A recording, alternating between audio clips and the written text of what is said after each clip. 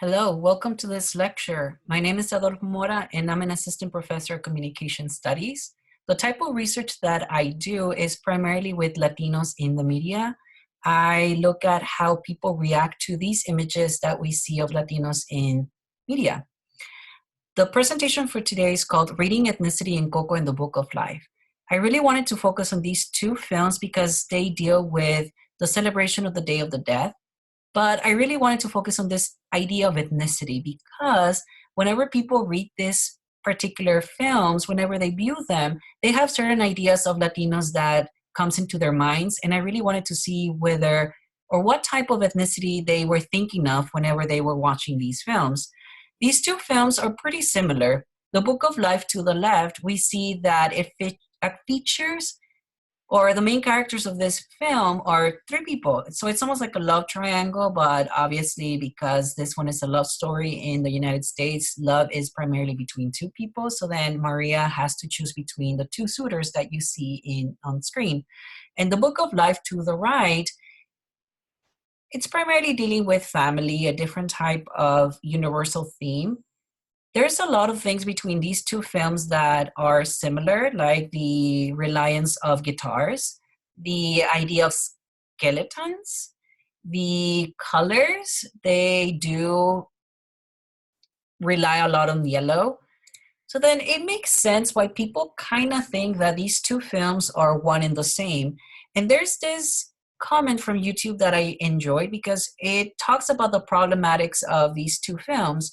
Even though Coco and the Book of Life are dealing with the same festivity, then people kind of think that they're one and the same. But if we really look at the Christmas movies that the US releases every year, then it's almost like saying that all those Christmas movies are literally the same thing. There's a lot of things in these two films that matter, and I really wanted to focus on what sort of Latinos are people thinking of whenever they're watching the two films.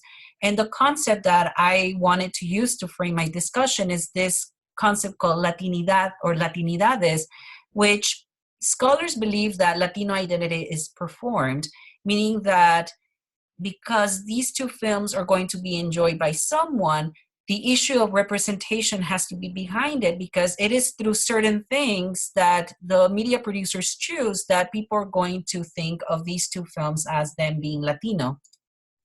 The question still becomes, what type of Latino comes to mind? And if we look at the representation of Latinos in cartoons, then there are certain things that are repeated, if you will. In Speedy Gonzales, we see that Speedy Gonzales is a mouse that is brown. He's wearing a sombrero. For a Pokemon, Ludicolo, this is a really interesting Pokemon that was inspired by Mexicans. We see that the sombrero is being repeated. This particular character is super always festive and singing, and they have guitars in some of the episodes. So we see that certain things get to be repeated across different type of characters. For Chell, she is from the film El Dorado, and we see that she is brown, that she's curvaceous. So again, there's certain type of things that producers do to tell people that these particular characters are Mexican or Latino in general. So the question that I have is, through the films Coco and the Book of Life, how are people reacting to them in the sense that are they fixing Latino identity to be one thing, or are they challenging the type of Latino images that we get? And what did I do? Well, I went to YouTube and I really wanted to look at the trailers of these two films because the trailers, they sort of set the mood for people. It tells them what the story is going to be like, what sort of things they can expect from the films, and more specifically, how they should be enjoying the film. Coco is primarily a family movie that deals with themes regarding to the family. And again, the Book of Life it can be a family movie because it doesn't really have a lot of cruel themes, but it's primarily romantic. I went to YouTube and I wanted to look at the reactions that people were having towards these trailers. And during my search, I noticed that this particular YouTuber had a reaction to the trailers of Coco and the Book of Life. So I primarily focused on the comments that people were having towards this YouTuber reacting to the trailers. I also was interested in looking at the reactions of Latinos towards these two trailers. And during my search, I came about this particular video called Latinos React to Disney's Pixar Coco.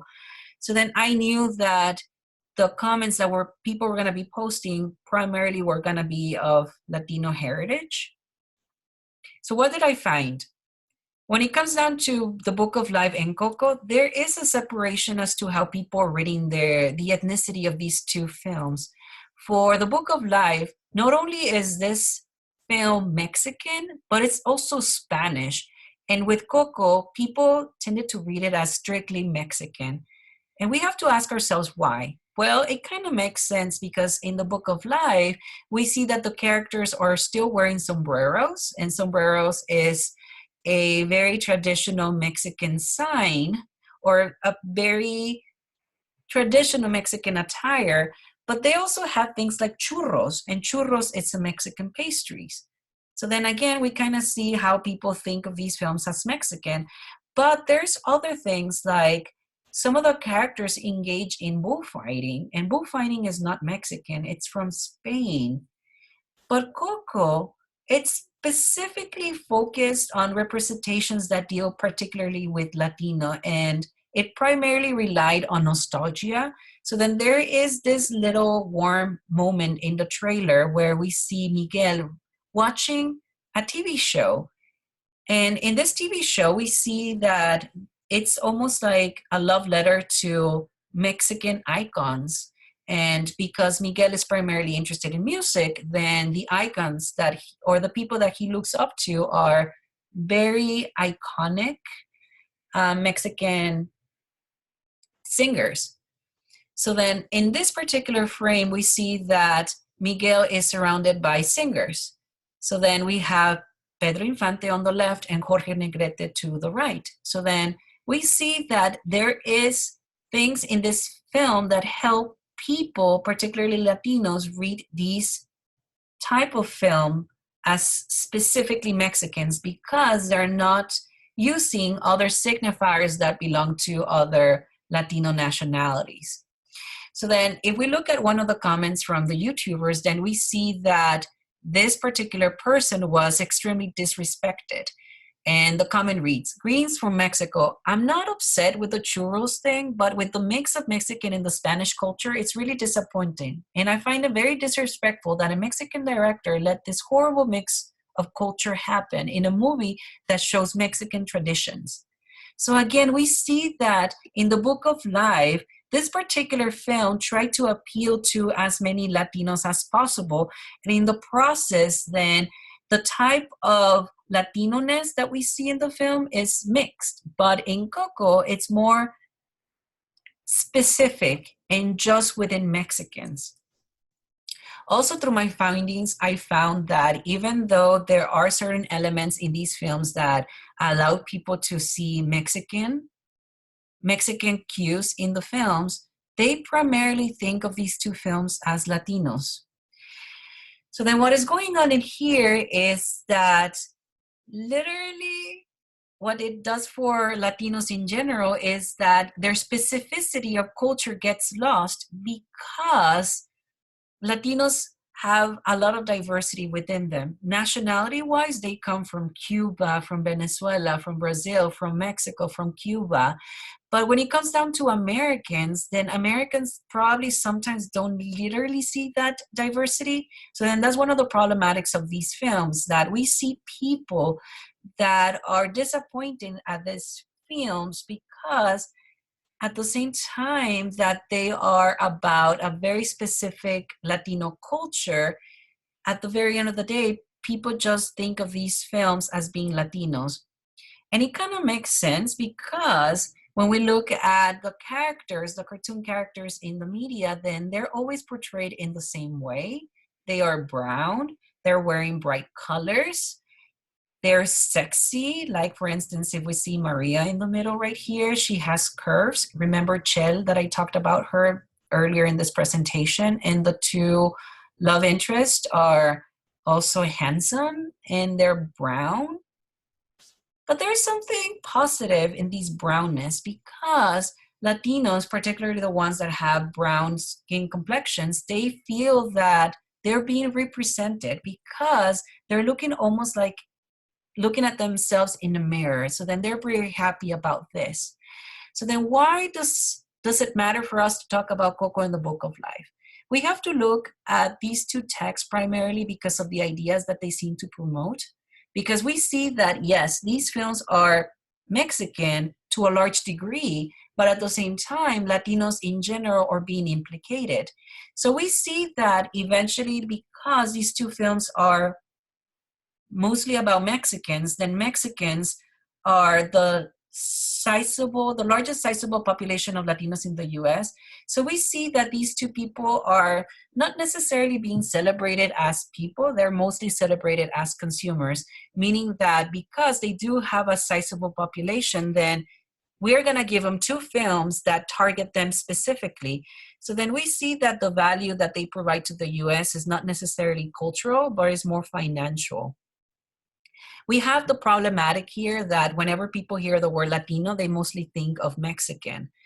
So then primarily when we think about the Latino ethnicity, then we see that it's primarily bounded to nationality. So then what happens to religion? What happens to regional identities of Latinos? They get lost because at the very end of the day, it's about nationality. Even if you notice me talking about these two films, I primarily use the term Mexican and then Latino. So then it kind of makes sense that people are reading these films primarily through a nationalistic lens. And what happens to those Latinidades that are more hybrid?